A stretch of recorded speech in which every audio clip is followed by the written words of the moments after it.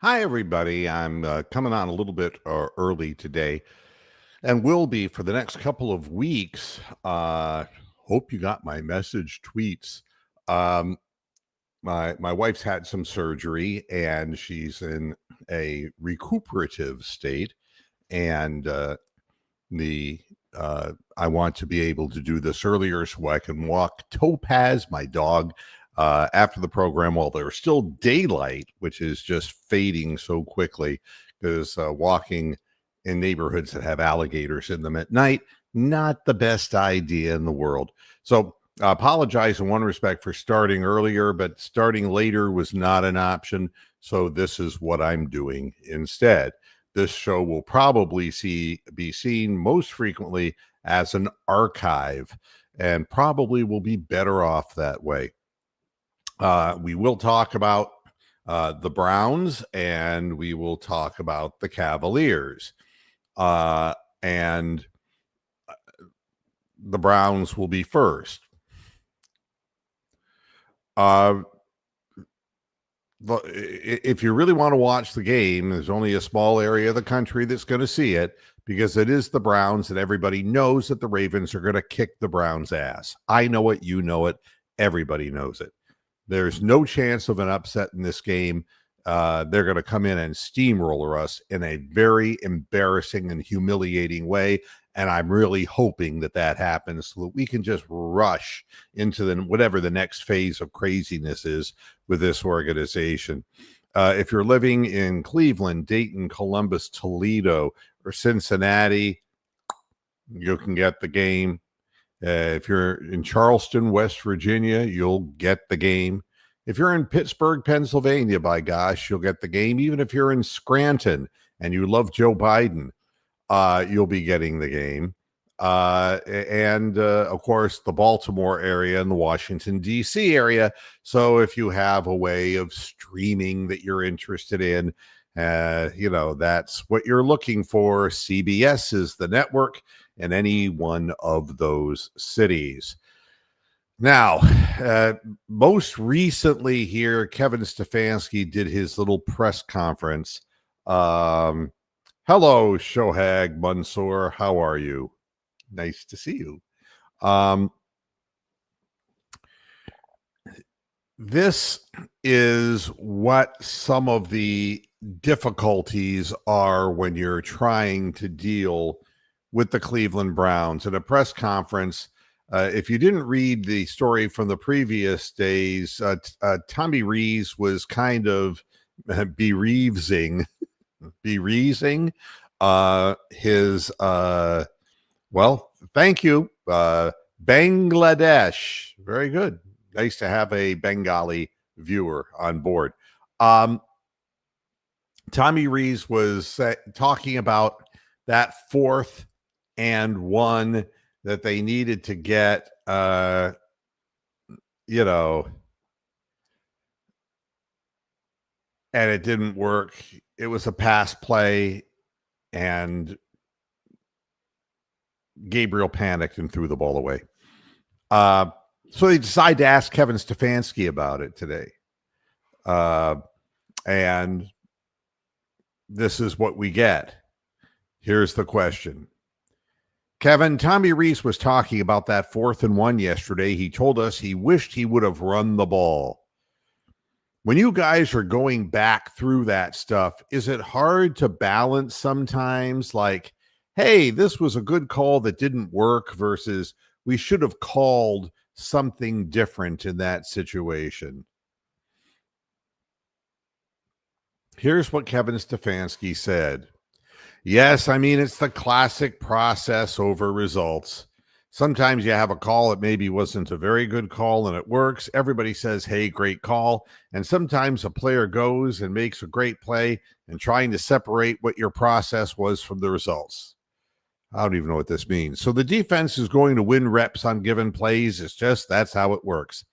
Now you hope on that rep that it turns into something. Sometimes it's a 1st and 10, and you were looking to get this coverage and you didn't get it.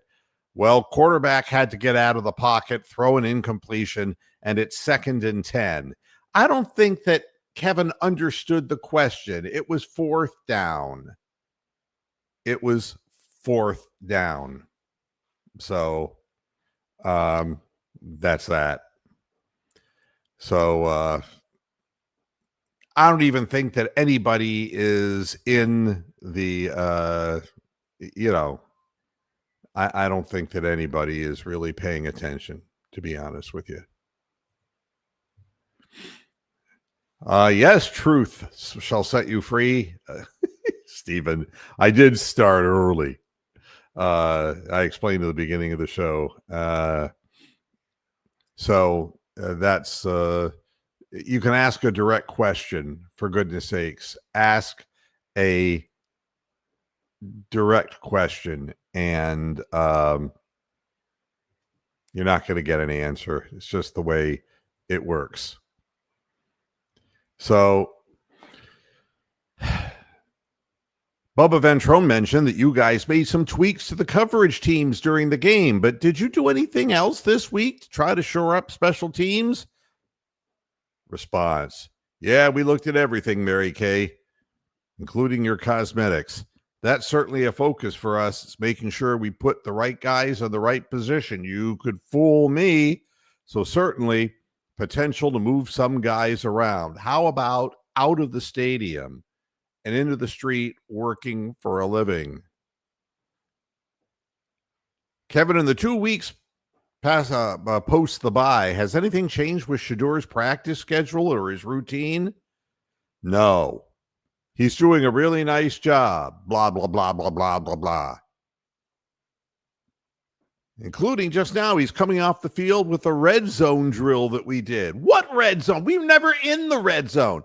It's like, zzz. I don't know.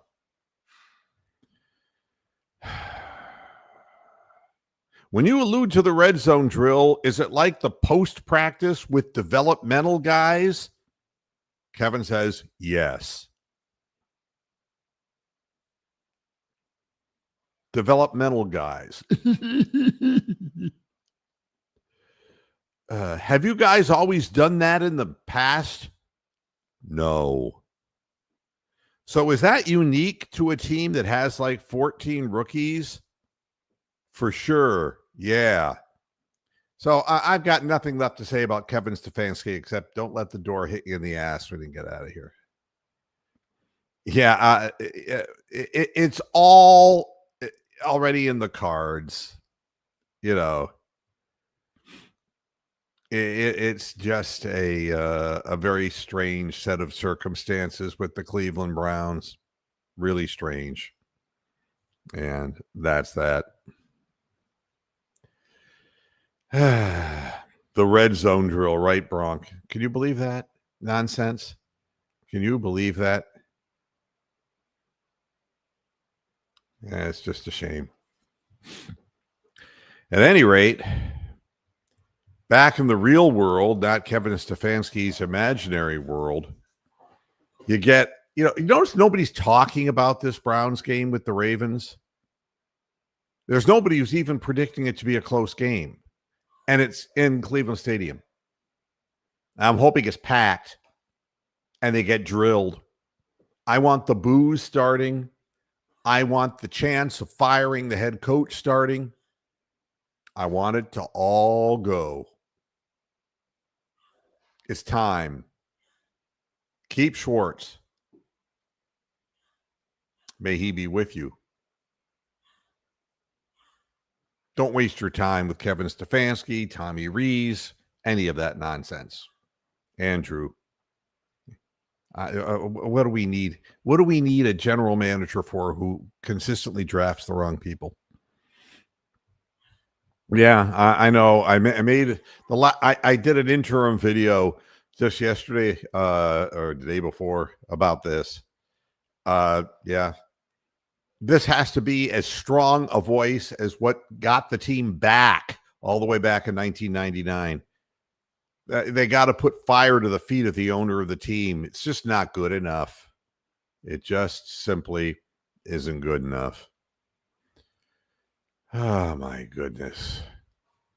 How the Browns special teams failed versus the Jets. Oh, I think we all know that. I think we all have a good idea. Oh, here comes Mr. Moose. Boo. Well, hello there, Mr. Moose. How are you?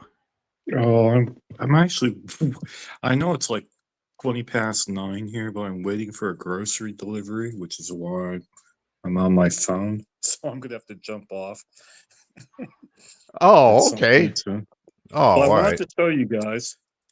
Can you? Oh, I got my camera around the wrong way. I don't know how to change that. But anyway, this camera. I don't know. How do I? I don't know what I'm doing. Anyway, let me try that. Right, this here is the British version of Cheetos. Oh, cheese that So goes there you crunch. go. That's what I'm eating while I'm waiting for this. So All right. anyway. Why does it look green? Oh, that's because I got a green star hanging up because you give me a green Ah, light. I thought it was But yeah, it's moldy actually orange. Cheetos. Moldy It is Cheetos. orange. Yeah. Yeah. Basically, they do a written description of how we gave up 2 special teams touchdowns in 48 seconds or whatever the hell it was. That was fucking brilliant. I mean, Yeah, that was the highlight of the year from you. but yep.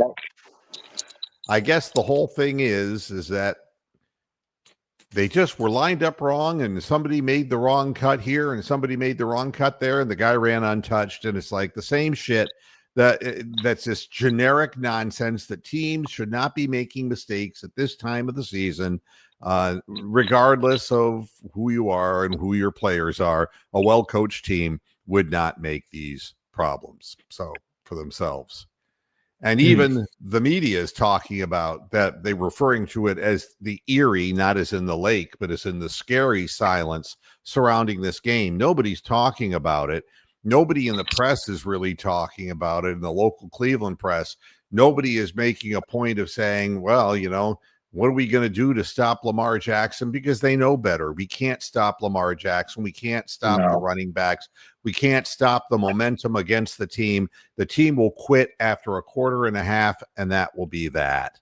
And it's so bad that they're saying, could the silence be because the Browns are planning an ambush? And it's like, oh, for God's sakes. Well, let me just say that in that regard, they did have that fluky win against Baltimore, I believe, last season when we went 3-15 or whatever it was. But I don't think that's going to happen this week. So no, I think that this team, I think we're dead. Is destroyed, and it's unfortunate. And the organization is destroyed, and that's unfortunate. And if this is all we're going to get with Jimmy Haslam and all, I'd rather not have professional football in Northeast Ohio. I would vote against it. I would vote to make him we move. don't have it at the moment, do we? No, he's going to be there forever because he's Yep, him and his family. Yep, absolutely. He's like HIV. It'll always be in your system, Yeah. All you can do is try to control it. Yeah, count your T cells, I guess. And then there's the one guy who got the Orange and Brown Talk podcast, who have, you can feel reading the articles, you can feel Jimmy Haslam's halfway up their ass. Here's the headline. Feel the power. Do your televangelist thing. Feel the power. Yeah. Trust the process. Why sticking with Dylan Gabriel against Baltimore is the right call. Oh. Yeah, we'll see how you feel after the game, Bucky. Yeah, it's just unfortunate. The whole thing's unfortunate. By the way, people are picking this game in a way just like I feel about it. 28-13. One person said 41-10. I mean, it's they're crush scores. No, I mean, she is Browns fan. No, she is on the payroll. That's the point. No different than what you're getting on your X feed for your politics. They're all on one payroll or the other. They're all influencers. And Mary Kay Cabbagehead is a Browns influencer. She's not a reporter, and she doesn't belong in any Hall of Fame as far as I'm concerned, except the shithole Hall of Fame for being a sellout. Here's another prediction of the game, and this will tell you about everything you want to know. One guy picks 24-9, another one 38-20, the other 27-13, and that's based on this stat, the stat to know. The Browns have allowed 265 yards per game, the second fewest in the league, behind Houston.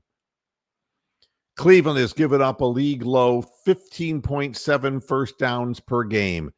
Yep, but they know something that we all know. Dylan Gabriel will hand them the ball at least 2 times, and they'll make bonehead plays.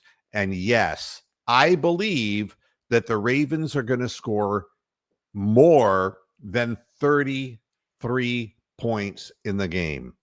Now, what makes this really upsetting is the fact that the Ravens haven't been a real epiphany when it comes to offense this season, but I think it's easy to wear the Browns down because they can't get any first downs, so their defense is exhausted by the end of games, and field position where we just turn the ball over.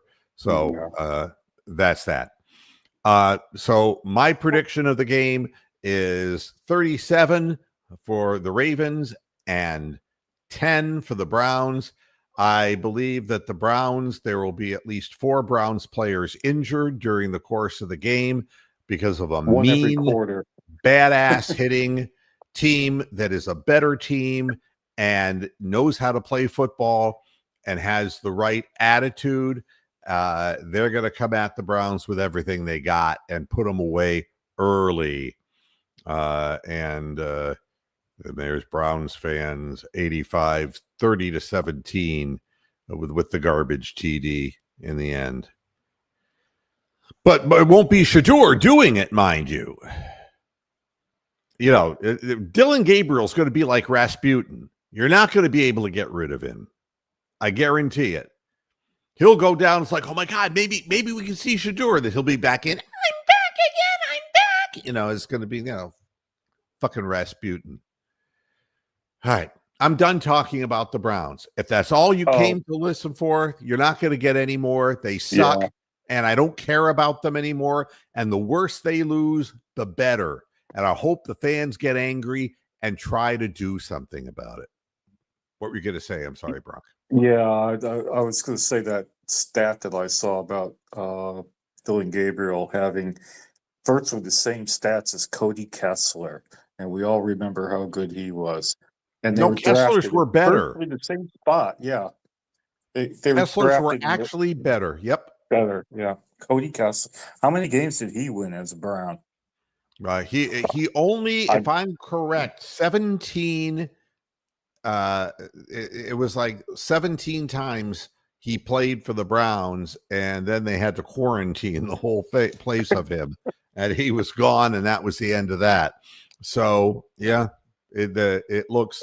Of course, Cody Kessler was a noodle arm who was right-handed, but yeah, you can always see on the out patterns. The thing that's obvious about Dylan Gabriel is that he winds up like the Hall of Fame baseball pitcher Walter Johnson did in the 1920s.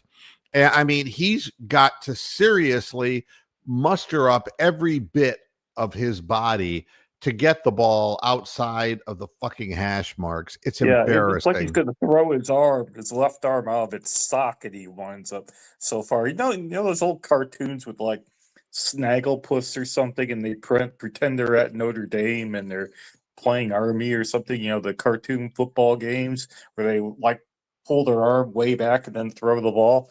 That's like what that looks like. Yeah, and yeah, Raul, that's she's I don't know. I can't read the comments of them. My glasses on. Yeah, Mary Kay is the mouthpiece of the organization, and yeah, it's like Oh, Yeah, seems like definitely the mouthpiece. Yeah. seems like BJ's happen to be in the news a lot lately for some God knows what reason. But anyway, Yeah. yeah, All right. So let's talk about the Cavaliers because it ain't much happier. yeah tell me what's happening because I was asleep for all So were three of the they. past three games. So were Yeah, they. so I saw one quarter of the game that we beat Miami in, and I was asleep for the other three, other Yeah. two, whatever. What I can tell you is this: something's rotten in Denmark. Something's wrong, and I don't mean look, people get hurt, and there's all that. I mean, it's not hard to get hurt in any athletic endeavor when they're playing as hard and as fast as they are in the NBA. I'm not saying that this has anything to do. Why are we focusing on your crossed arms? Because I'm not holding the not holding the phone anymore. I got tired. Oh, okay. I'm sorry. I was like, what am I looking at here? Uh, the the problem that I'm seeing with the Cavaliers is, first of all, the injuries. But it should be obvious the people who are injured are always injured, and True. and so you have to learn how to live without them for periods of time. Uh, what's Yeah, I got a bothering question about that. What happened to Jalen Tyson? I saw that he wasn't concussion? playing last time. No, Concussion, really? yeah, When he did that slammed happen? 2 games ago, and he slammed his head against the floor, and Oh, yeah, that was that. The oh, thing about the Cavaliers that is bothering me right now is that when unknown or underused players like CPJ or like Naquan Tomlin or like uh, I'm blanking Luke on Travers, no, Tyrese Proctor, well, Larry Nance Jr. Tyrese Proctor would be one of them as well. The team is actually playing much better defense when these guys are on the floor and with more intensity. And what I'm seeing is something that I never thought I would say, but I'm saying it today. Evan Mobley is acting like a flake, an absolute Wow. flake. And here's why I believe this season was supposed to be redemption for underachievement in the previous season. Getting your ass handed to you by the Indiana Pacers when you started out so well and you had more wins than anybody else, 64 of them in the East. You had every advantage going into these series, and you just didn't play up to it. And during the off season, we were getting a lot of this because we lost Ty Jerome, and Ty's been injured all year so far too, and hasn't played at Yeah, all. So it's not like that has anything to do we with the didn't price really of. lose him. Yeah. No, it's nothing to do with the price of tea in China. I mean, injuries happen, but what I'm seeing was an off season in which they fed Evan Mobley's head that he was the next Giannis, that he was the next superstar. Yeah, he And isn't. we want you, is what they said to him, to show all of your game. You've got to be able to show the range from three. You've got to be able to bring the ball up the floor. You've got to be able to use those long strides when you're handling the ball to get to the rim. You've got to, and you've got to show us that mid-range shot and the jump hook and this and that. And it's ruined him. It's thrown way Wow. too much on the guy's plate. But you see, the problem now is they fed his head. And now he's pouting. This last game Wow. was an embarrassment. I would have taken his ass off the floor. There's a bunch of people who you could see that facially they're not there. They're not playing serious basketball.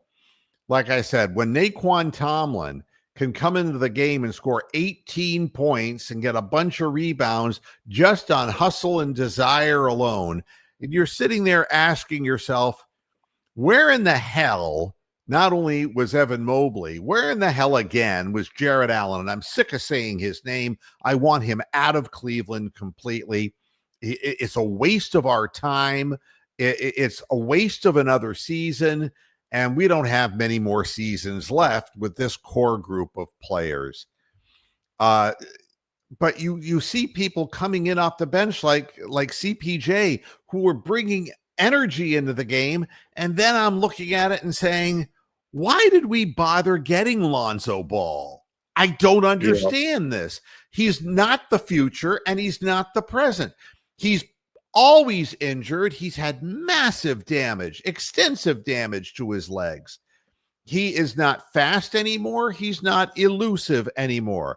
Yes, he's got some height, and yes, he can rebound, but he doesn't rebound as well as the 6'2" CPJ does. He's supposed to be such a great passer. I don't see it.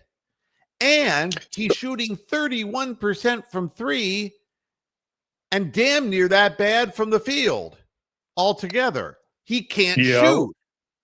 Yeah, I looked at the box score from last night's game, and I saw all these like players that had 9 3 attempts, and then there was like made 1, made 2, made 1, made 3. There was like shooting 25% from threes on 41 shots is not going to win you a lot of games. No, I mean, looking at the way they came into the season was, we're a bombardier team, 3-point shooting team. And you start looking at the percentages. Donovan Mitchell is making 39% of his threes. That's fine. Mobley is now down to 34% and heading south. The biggest disappointment and head feeder of all is DeAndre Hunter. DeAndre Hunter, when he came to Cleveland, came off the bench. Do you remember? Absolutely. And he lobbied, his agent lobbied, and the team caved in and said, you're a starter, DeAndre. And since then, he fucking sucks. Oh, I think my stuff's here. I'll stay on, but anyway. Okay. Go ahead. I'm looking at DeAndre Hunter, and he's not the same player. He's shooting only 43% from the field. He's shooting 27% from the three-point line. How is that? I mean, he's not rebounding well. I don't know what he's doing out there, except he's only getting 4 rebounds a game. I just, I don't get it. He's only assisting 3 assists a game. He doesn't pass the ball. And the worst part of it is that compared to last year when he was coming off the bench.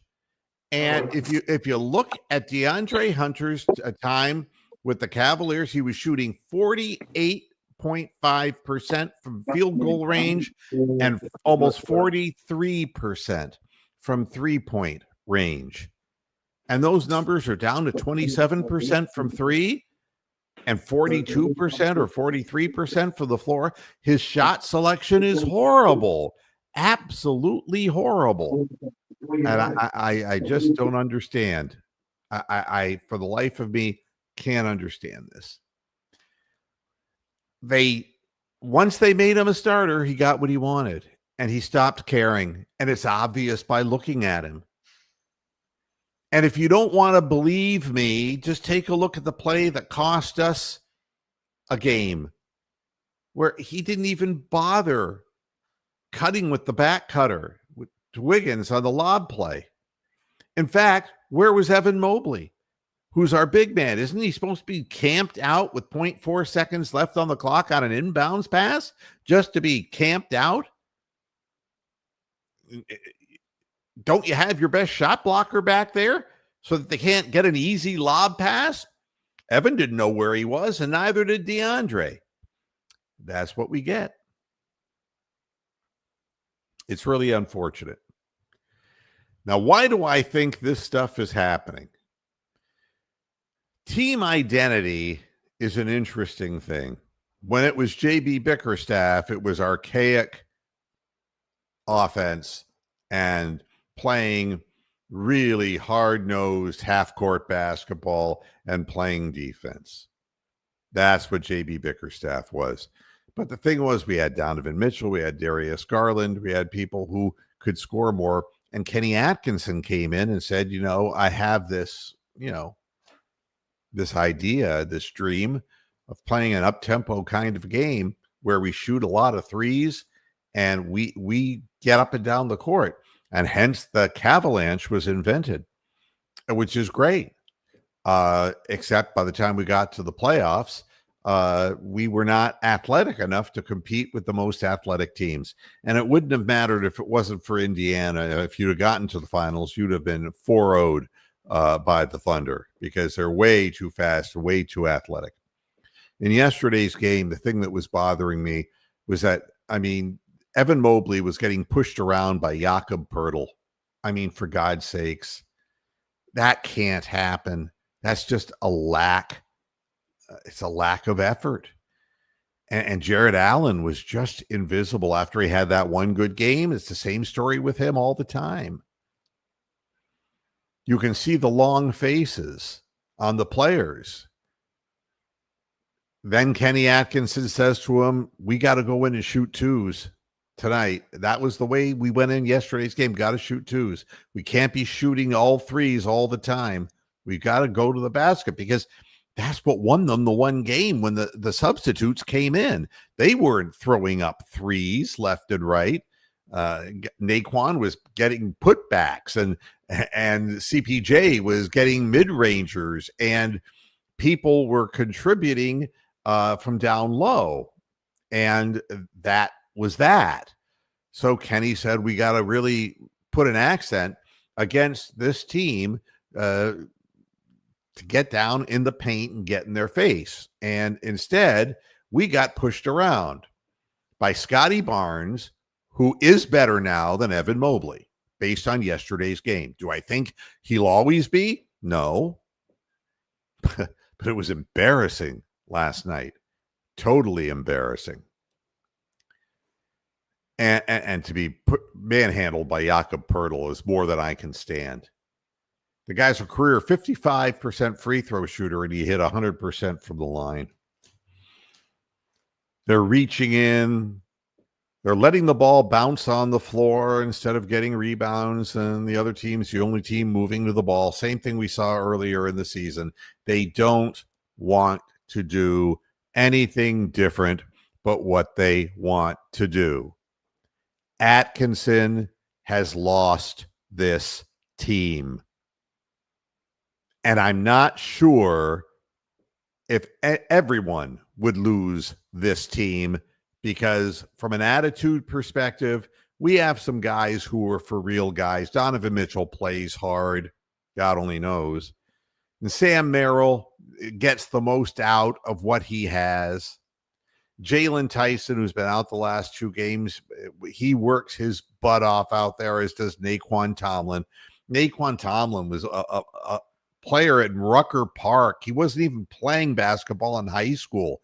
He was out doing the fancy jam stuff in Rucker Park and found his way to a couple of different small colleges and finally made his way in his last year into a larger program. But nobody gave him a chance to even make it into the NBA. Lonzo Ball is long washed up. His statistics would show that he does not have consistency shooting the basketball, and he is not fast enough to play at the pace that more and more teams are demanding their players play at. Dean Wade should not be on the roster, period. Dean Wade is, as far as I'm concerned, another example of a person I don't understand. He's neither fish nor fowl. Occasionally he can get hot from outside, but he's got a small frame and he gets pushed around. He's not a physical defender and he doesn't help the team. He's not a good passer.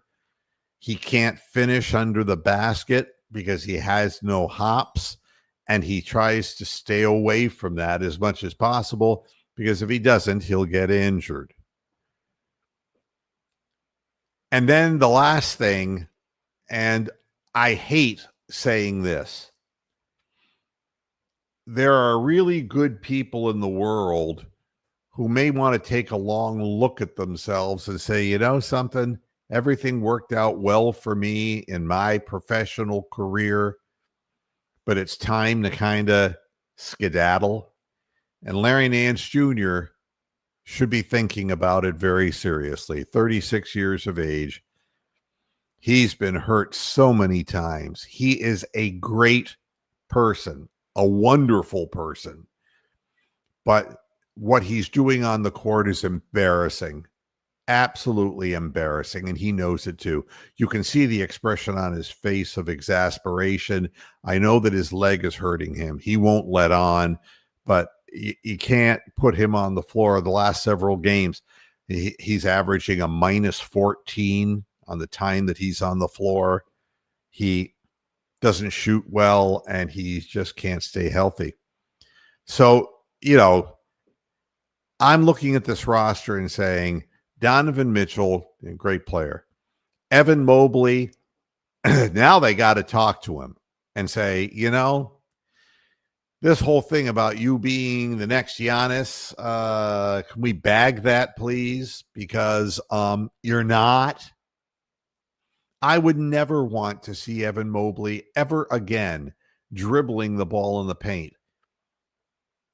Guys just run around and steal the ball from him. He doesn't even see him coming. It's not what he does.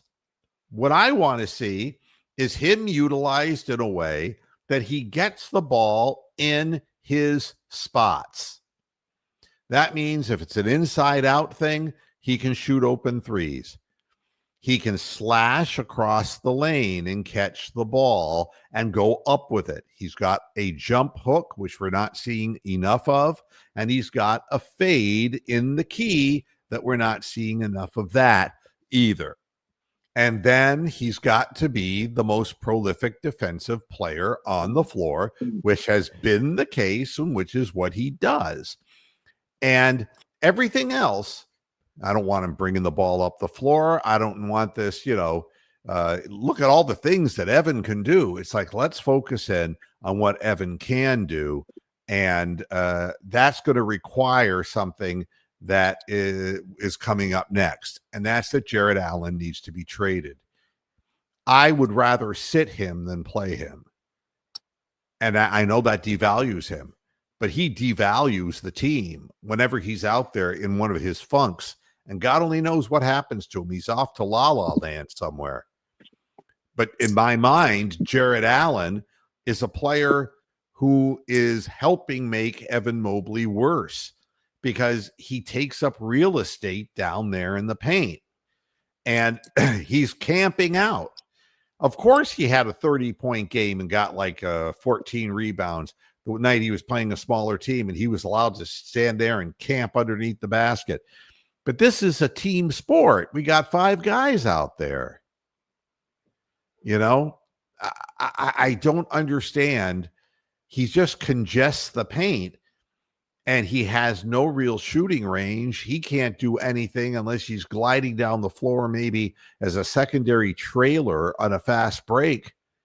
He can't handle the ball. He can't shoot from anywhere outside of maybe 7 to 8 feet from the basket. That's obvious. We're going to bring the moose back in here. There you are. So I want Jared Allen to be traded at some point, and I know it's not going to happen now, but he needs to go because Evan Mobley will never become what Evan Mobley can become, which God only knows is not Giannis, but it is better than what we're seeing right now by leaps and bounds. The next is DeAndre Hunter. I would bring him off the bench again. Oh, yeah. I don't see that he is, it's all well and good. He's got certain skills. He's got a long reach, but he can get up in somebody's face if they're shooting a fadeaway. Like if Brandon Ingram was shooting a fadeaway, he's got long arms. He can get those up and he can make it difficult. But in transition, he's a liability and he's not a good ball handler. And DeAndre Hunter was effective as hell off the bench, and he has been ineffective as a starter. And I know that he was all juiced in preseason because they named him a starter. And that has something to do with him being the sixth man with the Atlanta Hawks all those years. And he wanted a promotion, but damn it, fuck his promotion, man. This is a team sport. If you're looking to go deeper into the playoffs or to get to the playoffs at all, you can't all be wannabe superstars. Well, I'm waving my hand here and forgot I'm not on camera, but wasn't his thing about being a starter the fact that Max Strus is hurt, though? I mean, well, they're going to be confronted with a lot of things when the time comes. But so who's all hurt at the moment? Because you'll have to catch me up because I haven't kept track this week. I've had shit going. Larry Nance Jr. has not said anything, but his grimaces and his leg tells me that he's hurt. Yeah, he looks absolutely awful. Yep. So. And we know Lonzo Ball is protected, can't play back-to-backs, and has 20-minute per game limits because his legs are not good. Right now, Tyson, like I said, is trying to come out of a concussion protocol, if you will. Darius Garland is injured because he's always injured. And I think that it's time that the organization take a look at why that same toe keeps getting re-aggravated. And what I can tell you, and again, this is Dr. Moo speaking. Dr. Moo. When I played tennis, and believe me, I was a bigger guy than I am now. And I put a lot of pressure on my feet and my knees and my shins and all of it. And when I ripped up my right knee, and then the left knee followed suit, and I had arthroscopic surgery on each of them, and I ended up with a knee replacement in my right knee. The issue was as much my feet. The feet are the foundation of the rest of you.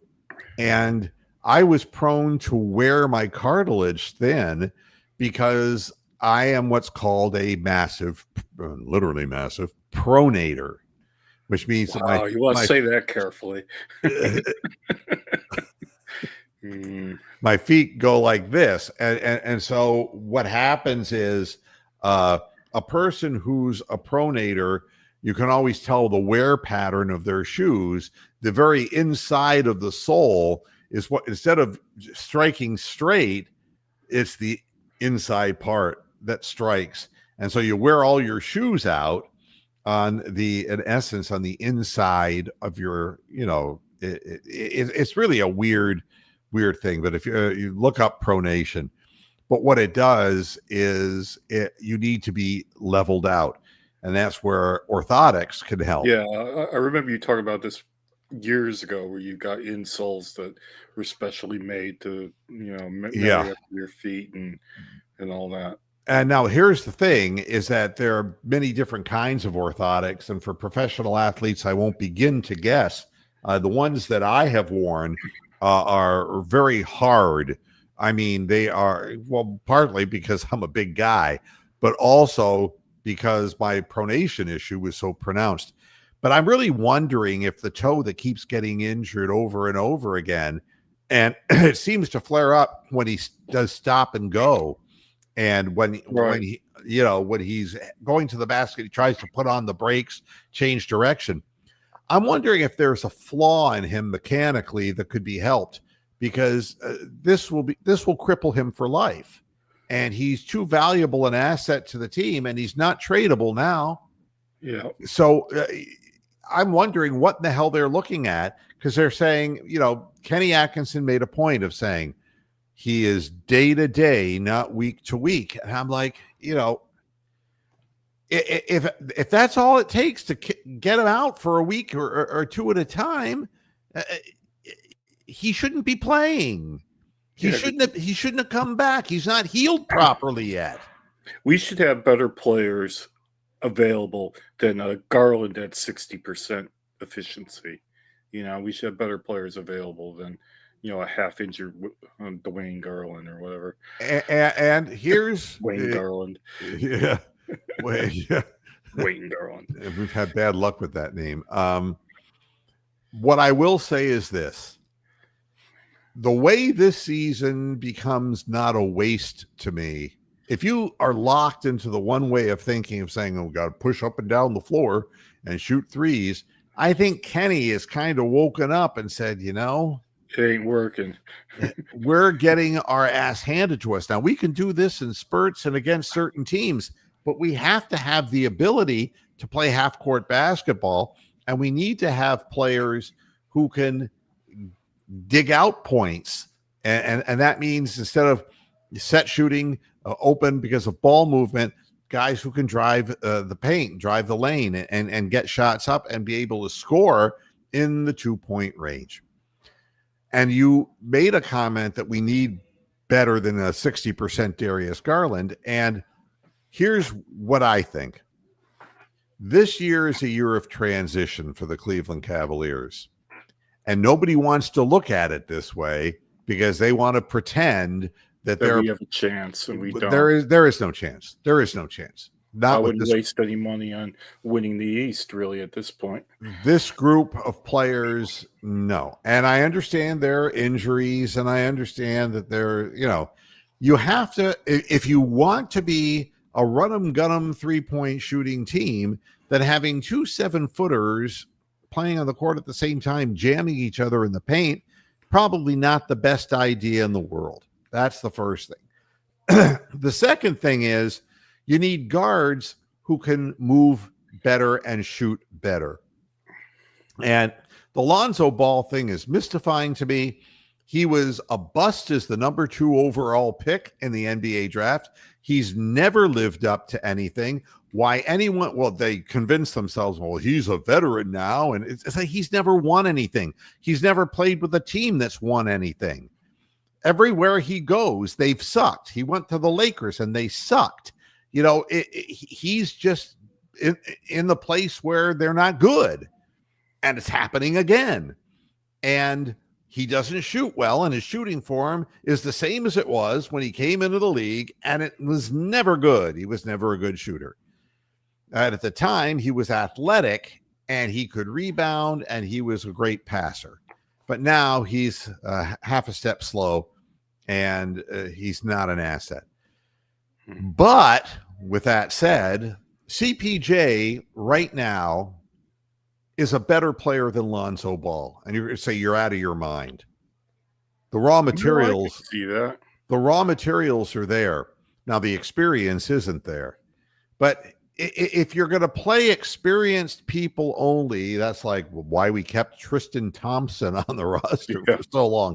I mean, if it's all about seniority, then you're not serious about winning now anyway. And what we're seeing is, how about rewarding somebody who does something the right way? If Evan Mobley in the off season worked on his 3-point shot, if he worked on some of these things, and I see that he didn't work much on his free throw shooting, though, let him be rewarded for that. But don't give him the car, the keys, the house, the garage, the lakeside mansion. I don't know. They've sold out to this guy, and he has now been told, here, son, here, now you've got the keys to the Aston Martin. And, and he's turning the ball over. I don't know if you have a look, but look at his turnover stats. They got to be pretty horrific, for this season so far. Because 2.3 turnovers per.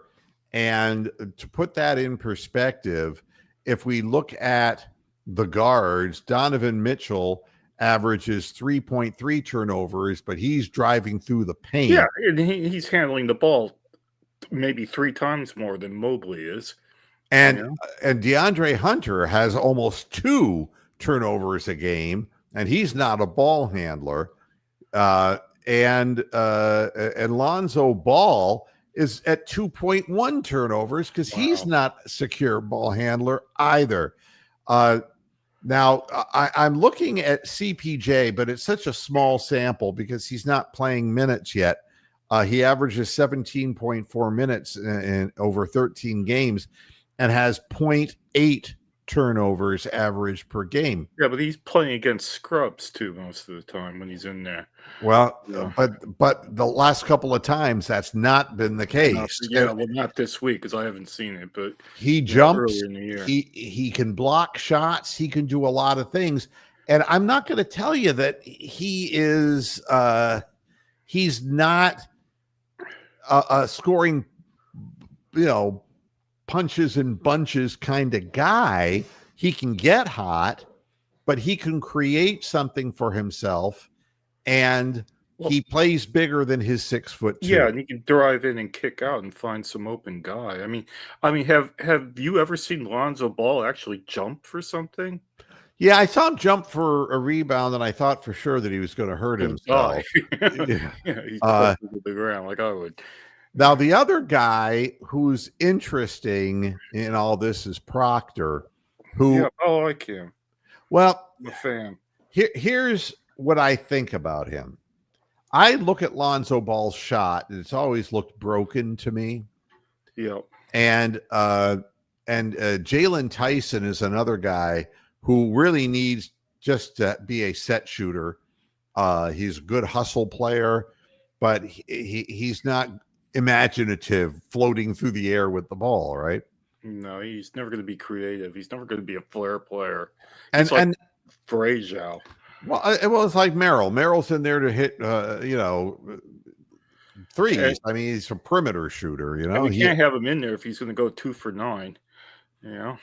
Yeah, and so I'm looking at Proctor and saying, he shoots lousy so far this year. His statistics are dreadful as far as his shooting percentage. He's shooting 30% from 3 and 35% from the field. Yeah, he doesn't take twos though, and he doesn't drive. Yeah, well, that's the thing. I mean, he's very inexperienced. He's 21 years old. All right. Yeah, I think you got to keep him and develop him. Right. But And what I'm he's saying gonna is get better. you have CPJ, who is the short spark plug kind of guy, and then you've got Proctor, who can handle the ball, and he's got some slick moves. Right now, the game's moving a little fast for him. And you got to remember he played at Duke, and he was the 5th guy drafted out of the 5 starters. And there were other people, Cooper Flagg and that whole crew, who were getting the ball a whole lot more than he was. And the rap on Proctor when he was at Duke and coming out for the draft is that his shot selection wasn't always the best. And I just think he was trying to get shots amongst 4 other players. All the ball hogs, yeah. Yeah, and playing for a literally a top tier team. My vision of Proctor is his shot does not look broken to me. He looks rushed, and it brought to mind. And I want to look this up because I have spoken about this before. Well, I actually think he can get better. I mean, there's not a lot of players on this team that I think actually have a ceiling, a room for improvement. Yep, and I don't think there's. I think most of his team are on the level or on the downside of their careers, unfortunately. I'm going to look at the history of a player and a rookie player who played in 56 games, all right? And he was 19 years old. And he was a flat out shooter in college, man.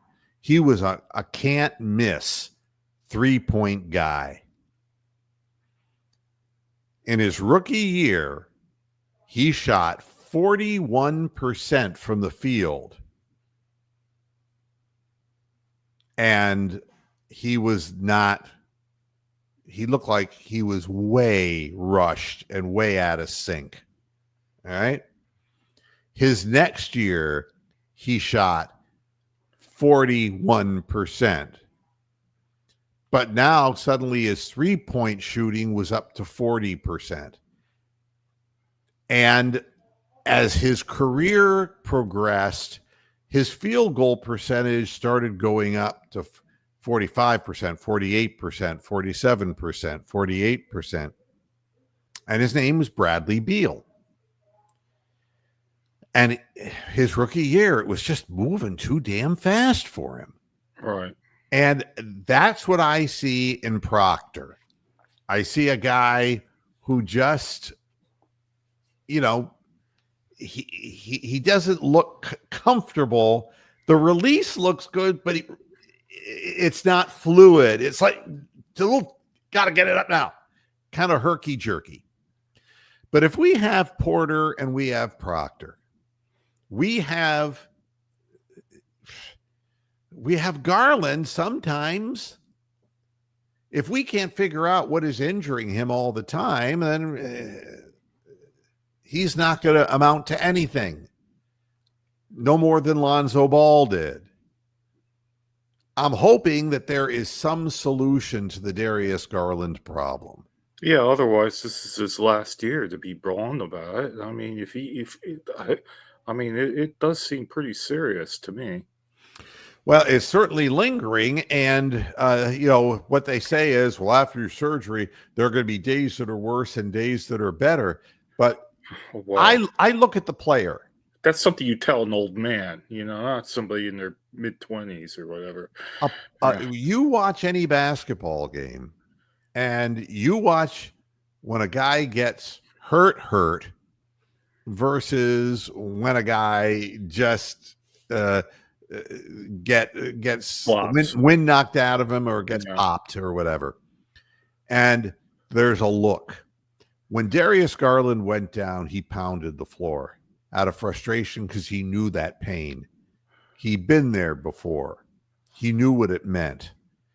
And it's no different when you see a football player go down on the field and you know immediately he ain't trying to get up. Players will always, if they twist an ankle, they'll get up and try to get on it. Guy rips out his knee. He ain't getting up. Yeah. And I can see this, and I see it on the face of Larry Nance Jr. as well. His leg is bad. Yeah, he should retire. And, and I know he's frustrated. And it's got to be frustrating for him because he wanted to come back and play in Cleveland. But look, not at the expense of being crippled for the rest of your life. It's not worth that. By the way, I left out Luke Travers because I don't think he's an NBA player. Got great hair, though. Come on. He's cut it now. Does he really? They don't have the Australian mullet anymore. The mullet? No, he's kind of trimmed it out into something that's kind of a little bit more amorphous. I don't know what I would call it. The other thing that I would say is Naquan Tomlin.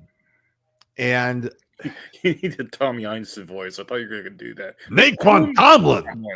Yeah. What you're always seeing is certain things that they saw in Rucker Park. All right. But there is something that is happening when he's on the floor that we're not seeing from the other players. He's getting to the ball. Yeah. He's following shots up. What he has is an extremely fast, quick second jump. And that's something that good rebounders have, especially offensive rebounders, because ball might be hanging on the rim. They jump a little early and they got to go up a second time. The best offensive rebounders who have played in the NBA, and you think about guys like Dennis Rodman and guys like that, they all had really incredibly fast second jumps. And that's what jumps out at me when I look at Naquan Tomlin. Wow. He's a guy who can get up in the air. He needs to work on his perimeter shot, but he's not a guy right now who is an offensive guy. He's a guy who's out there. He's a hustle player. And he seems to understand that that's the reason why he's there. Unlike somebody like Imani Bates, who thought he was going to become the next Kobe, no matter what happened to him in the past. This guy is not going to come in and be a volume shooter. He causes and wreaks havoc on the floor because he's constant motion. And he seems like a great fit for Kenny Atkinson's mindset. The last thing I'm going to say is about Kenny Atkinson himself. Kenny Atkinson is an excitable boy, and he would be the first to tell you that. He had a vision, and that vision isn't really being accomplished, and the players don't look like they've bought in completely.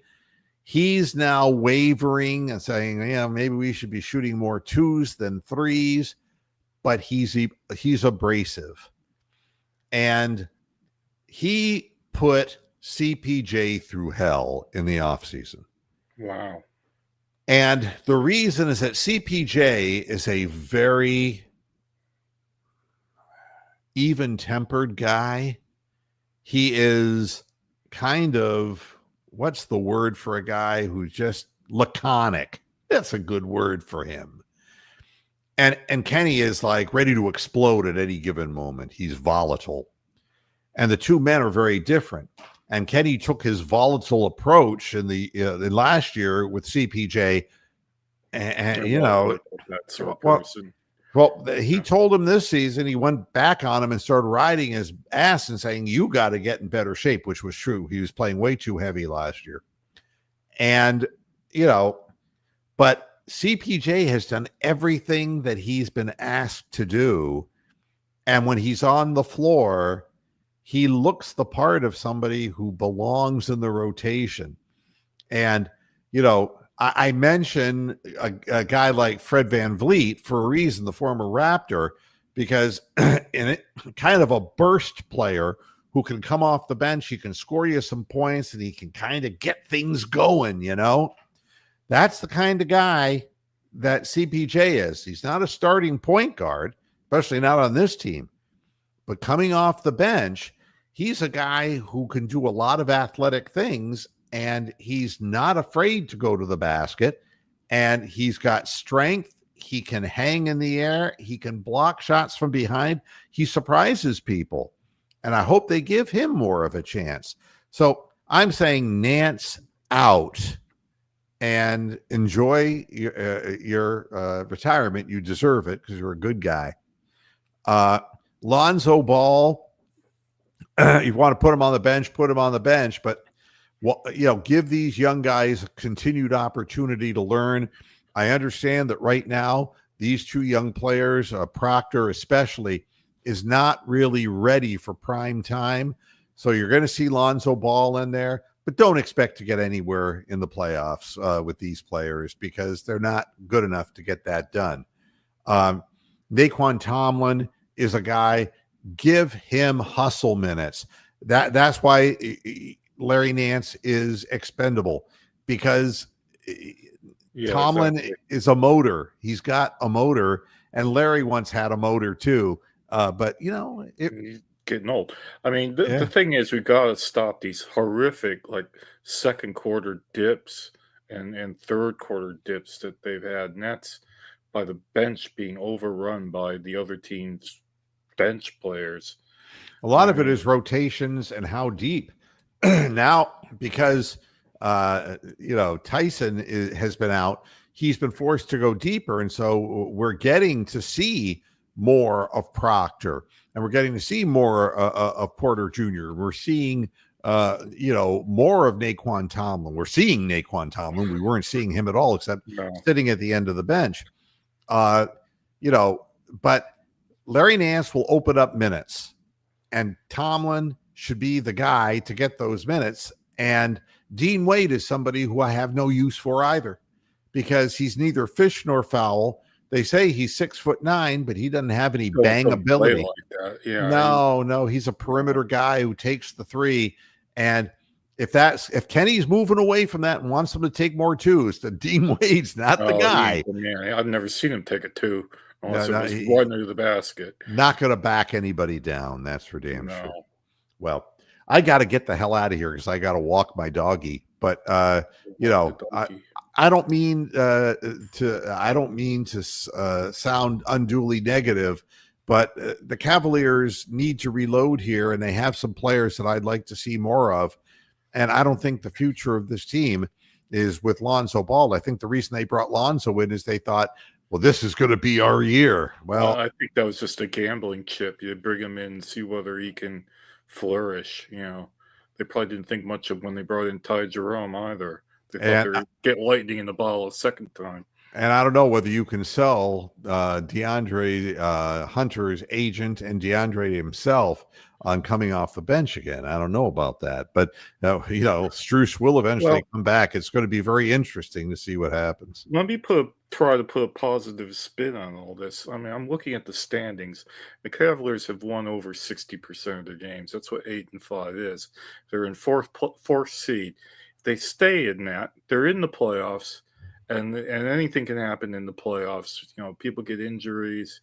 You know, if the players that you're mainly focusing on all improve, like they can do, then maybe by the time May, June, we'll be looking at a much better Cavaliers team than we are now. If they got to play, you got to play them. You know, you cannot take people who are hustling their ass off and really not play them. Are plus minutes on the floor and letting them sit and dry up on the bench so that, you know, minus 14 average per his last 4 games, Larry Nance Jr. can play, or that Lonzo Ball, you're going to take away minutes if in fact CPJ can continue to play the kind of basketball that he's playing. Well, I get the impression that Atkinson's one of the smarter coaches that have ever been on a Cleveland team. So I think he's capable of figuring out, and I don't think he's as stubborn as some of the other coaches we've had in Cleveland too. So I think he can figure this out, you know? I will answer CO Dead's final question and get off the air. There are greater odds we will see Colonel Harland Sanders than Shadur Sanders in this game. Yeah. Tasty chicken, man. All right, everybody. Thanks a lot for tuning in and enjoy the game. God only knows it's going to be and it's so that you understand, it is the 4:25 start. Oh, you're talking about the Browns game. I was thinking about the Cavaliers game tomorrow. 5 o'clock. Yeah, 5 o'clock, 10 p.m. my time. Yep. It's great. Absolutely. So everybody, have yourselves a wonderful weekend. I will see you again on Sunday. And until then, hasta la vista, Pastor Heads. Good night.